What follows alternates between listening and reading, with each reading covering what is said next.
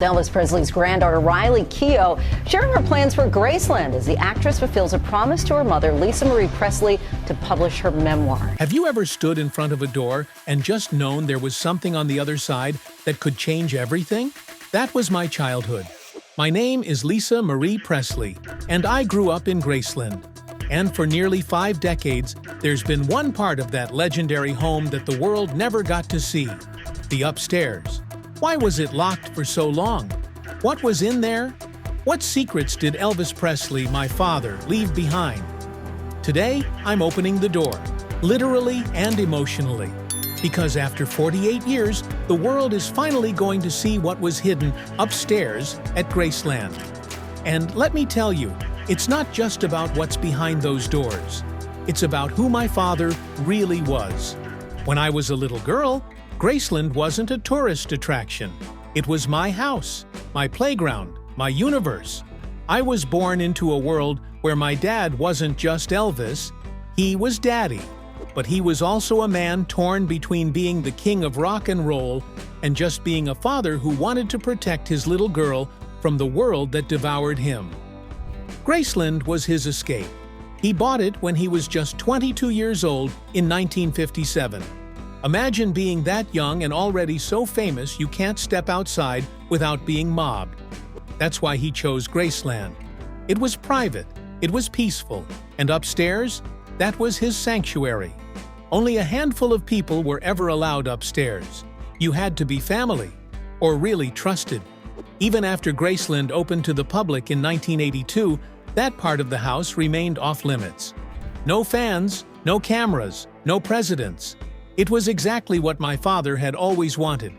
He once said, "Even if I'm dead, nobody will go upstairs." And for almost half a century, nobody did. Fast forward to 2025.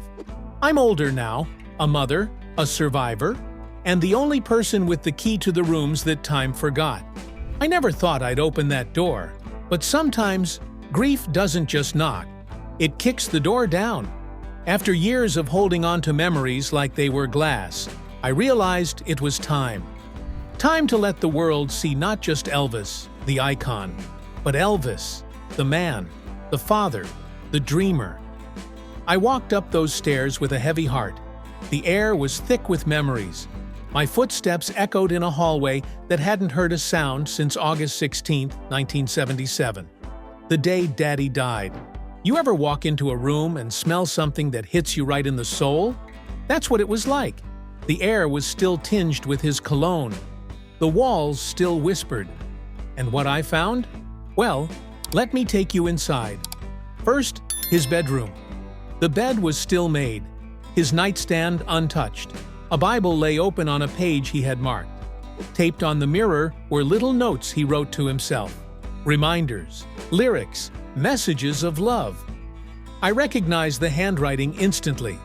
It was like time had frozen. There was a box of his jewelry. Not the flashy stuff he wore on stage, but simple things. A chain with my name engraved. A locket with a picture of his mother, my grandmother Gladys. In the closet, his famous jumpsuits hung beside more humble clothes.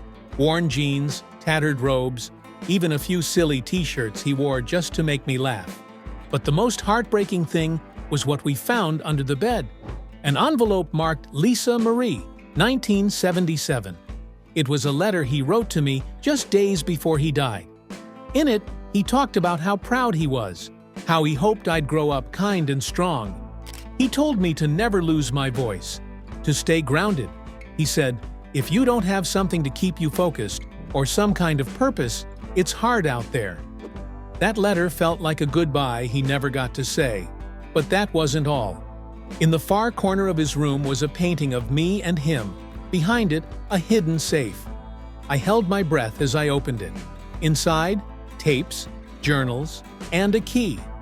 The tapes were recordings of Daddy practicing songs he never released. There was one version of Unchained Melody, just his voice, no instruments. It was haunting, beautiful, raw. You could hear the pain, the exhaustion, but also the passion. His journals were filled with his thoughts, fears, dreams. There were pages about wanting to be a better father, about his hopes for me, about how fame had become a prison. One line stuck out: "I just want to be free." And that key? It unlocked a closet I never knew existed. Inside were boxes, labeled by year, each one filled with letters, photos, gifts, fan mail he actually kept, notes from my mom, drawings I made as a kid, even a tiny pair of my baby shoes, bronzed and dusty. This wasn't just a room, it was a story, a love story, a story that needed to be told. Hey, before we go deeper, if you're feeling this story, if it's pulling on your heart like it did mine, do me a favor. Hit that like button and subscribe. Because this isn't just about Elvis, it's about family, about memory, and about the pieces of ourselves we leave behind. And I want to hear from you. Do you remember your first Elvis concert? Your favorite song? Drop it in the comments. Let's keep the conversation going. Now, back to Graceland. My own room was just a few steps down the hall. Daddy and I would stay up late in our pajamas, watching TV, talking, or just being silly. He was a night owl. Sometimes we'd go downstairs for peanut butter and banana sandwiches at 2 a.m. Other times, he'd sing me lullabies from the doorway. In my room, we found my old diary. I laughed reading entries like, "Daddy let me drive the golf cart again, and we almost crashed into the fountain." There were photos of our vacations, notes he left me when he was away on tour. He always wrote, "Be good. Daddy loves you more than all the stars." How do you hold on to something so precious when it's gone? You tell the story. You show the world the man behind the music. People ask why he locked the upstairs, why he kept it so private. It wasn't about shame, it was about love. This was his heart, the place where he could be vulnerable, where he didn't have to perform, where he could laugh, cry, sleep, and be a father. Graceland downstairs was for the fans. Upstairs? That was for us. That's why, even after his death, we protected it. We kept it closed, not out of secrecy, but out of respect. In 2024, there was a legal scare. Someone tried to fake a claim on Graceland, said we owed money, said they could sell it. Can you imagine? Selling Graceland? But the courts saw through it, called it fraud. And thank God they ruled. Graceland isn't just property. It's an American landmark, a legacy. And now, as I pass the torch to my daughter Riley, I feel peace.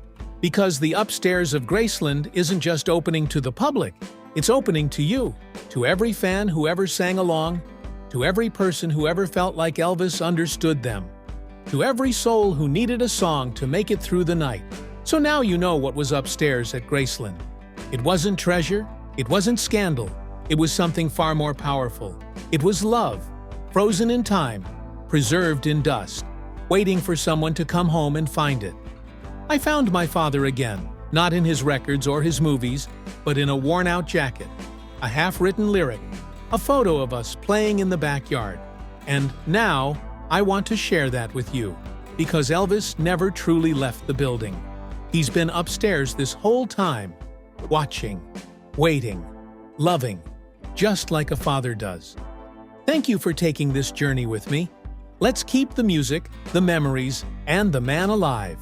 And if you haven't already, like, comment, and subscribe. There are more stories to come. And trust me, you won't want to miss what's next. Because Graceland is more than a house. It's a heartbeat.